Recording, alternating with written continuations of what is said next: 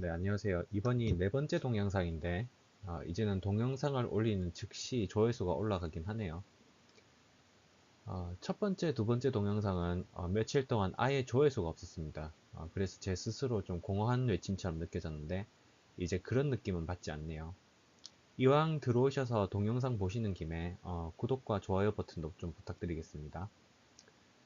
그리고 제가 저번 영상에서는 김진태 후보에 대해 제 의견을 말씀드렸죠. 이번에는 오세훈 후보에 대한 제 의견을 좀 말씀드리도록 하겠습니다. 오세훈 후보는 여러분들 다 잘 아시다시피 전직 서울시장으로 유명하신 분이죠. 서울시장 재직 중에 무상급식 문제로 시장직을 걸었다가 그게 잘못되어 가지고 사퇴를 하신 분이죠. 이 문제를 가지고 이게 좌파가 극성을 부리게 된 어떤 단초를 제공했다 이런 식으로 비난을 하는 분들이 보수 일각에 있는데 전 그건 큰 비난거리는 아니라고 생각합니다. 그 당시 무상복지 포퓰리즘이 완전히 파열치기 시작했는데 이 문제를 가지고 언젠가는 보수가 한번 맞서 싸워야 될 거라고는 생각을 해본 적이 없나요? 그 당시에 한나라당이 같이 싸워서 막았어야죠. 같이 끝까지 싸워주지도 않았으면서 그걸 가지고 이제 와서 뭐라고 하는 건 아닌 것 같고요. 제가 생각하는 오세훈 후보의 문제는 어디서 그럴싸한 것을 주워 듣고 와가지고 현실에 맞지도 않은 얘기를 한다는 겁니다. 예를 들어가지고 블록체인 정당이 어쩌고 하는데 그게 많은 사람들의 정책 제안을 청취 내지는 수용하겠다는 얘기인 것 같거든요. 그런데 그걸 채택했다가 그 시간방진 좌빨들이 온갖 좋은 얘기를 다 갖다 붙여가지고 이리저리 훈서를 둘 수도 있잖아요. 그럼 그때는 어떻게 할 거죠? 자유한국당 의원들이 이념이 확고해가지고 그걸 다 걸러낼 수 있으면 제가 뭐 걱정도 안 하겠습니다. 그런데 제가 보기에는 별로 그런 것 같지가 않거든요. 그리고 오세훈 후보는 예전에 나는 서울시장까지 날리면서 싸웠다. 당신들은 뭐 했냐? 이런 식으로 얘기를 해야지.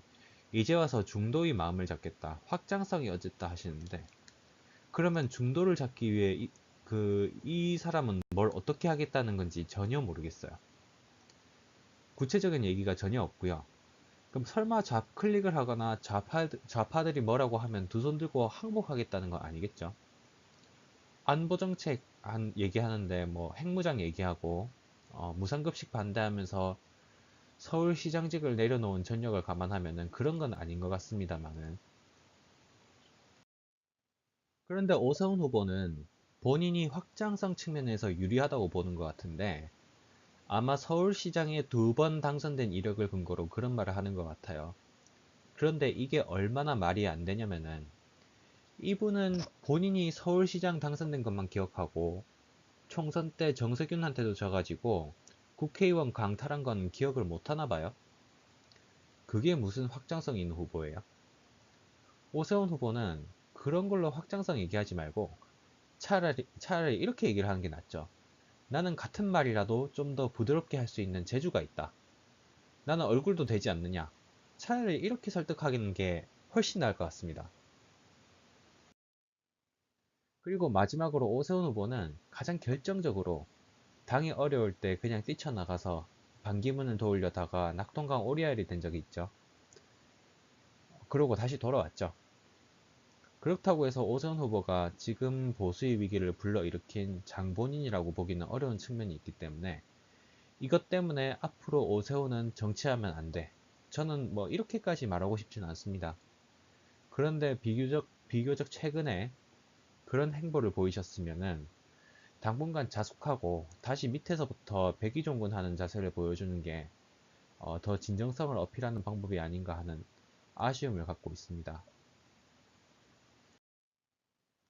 저는 사실 예전에 오세훈 후보를 굉장히 좋은 이미지로 생각해 왔습니다. 같은 말을 하더라도 극단적인 표현을 쓰지 않는 장점이 있는 사람이고, 탄핵 정국 때 탈당을 했니 어쩌니 하지만, 그래도 이제껏 정책을 가지고 좌클릭을 하거나 한 적은 제가 알기로는 없습니다. 혹시 뭐 있으면 저한테 뭐 댓글로 좀 남겨주시기 바랍니다.